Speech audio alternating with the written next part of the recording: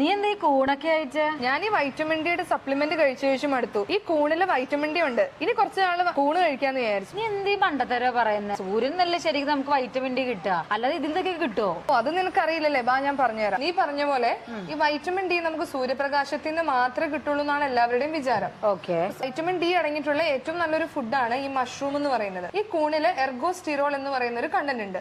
ഇത് പാടത്തുണ്ടാവുമ്പം ഈ എർഗോസ്റ്റിറോള് സൂര്യപ്രകാശം ഏറ്റു കഴിയുമ്പോൾ വൈറ്റമിൻ ഡി എന്ന രൂപത്തിലേക്ക് മാറുകയും അങ്ങനെയാണ് നമുക്ക് ബോഡിയിലേക്ക് വൈറ്റമിൻ ഡി കിട്ടുന്നത്. ഓക്കെ, അപ്പൊ അങ്ങനെയാണെങ്കിൽ അത് പാടത്തുണ്ടാവുന്ന കൂണൊക്കെ ഓക്കെ ഡയറക്ട്ലി സൂര്യപ്രകാശം തട്ടിയിട്ടാണ്. പക്ഷെ നമ്മളിപ്പോ ഉണ്ടാക്കുന്നതൊക്കെ ഇതൊക്കെ ആർട്ടിഫിഷ്യൽ ആയിട്ട് ഉണ്ടാക്കുന്നല്ലേ, ഇതിലൊക്കെ ഉണ്ടാവോ? ആർട്ടിഫിഷ്യൽ കൂണുകളിലും എന്തായാലും UV ലൈറ്റിൽ എക്സ്പോസ് ആവും ഈ കൂണുകളൊക്കെ. ആ സമയത്തും ഇതേ എർഗോസ്റ്റിറോള് വൈറ്റമിൻ ഡി ആയിട്ട് കൺവേർട്ട് ആവും. ഇപ്പൊ ആർട്ടിഫിഷ്യൽ ആയാലും അല്ലെങ്കിൽ നാടനായിട്ട് ഉണ്ടാവുന്ന ആയാലും ഇതിന്റെ ഒരേ ഗുണം നമുക്ക് കിട്ടും. അത് മാത്രമല്ല തൈറോയ്ഡ് പേഷ്യൻസിന് ഇത് വളരെ ഹെൽപ്ഫുൾ ആണ്. കാരണം ഇതിൽ സെലീനിയം എന്ന് പറയുന്ന ഒരു കണ്ടന്റ് ഉണ്ട്. ഈ ഒരു കോമ്പൗണ്ട് നമ്മുടെ തൈറോയിഡിന്റെ ഹെൽത്തിനെ ഇംപ്രൂവ് ചെയ്യാനായിട്ട് വളരെയധികം ഹെൽപ്പ് ചെയ്യും. അപ്പൊ തൈറോയ്ഡ് പേഷ്യൻസിന് നല്ലതാണ്.